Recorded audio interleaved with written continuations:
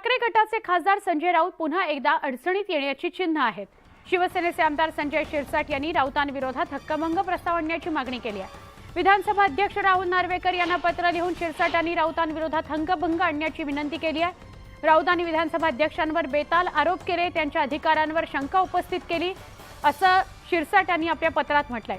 तर जनमानसामध्ये विधानसभा अध्यक्षांची प्रतिमा मलिन करण्याचा प्रयत्न करण्यात आला असा आरोपही शिरसाटांनी संजय राऊतांवर केलेला आहे।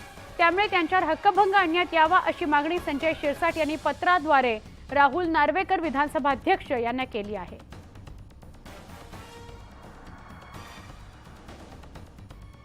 संजय शिरसाट यांनी विधानसभा अध्यक्ष राहुल नार्वेकरांना पत्र लिहिलंय आणि संजय राऊतांवर हक्कभंग आणण्याची मागणी केलेली आहे।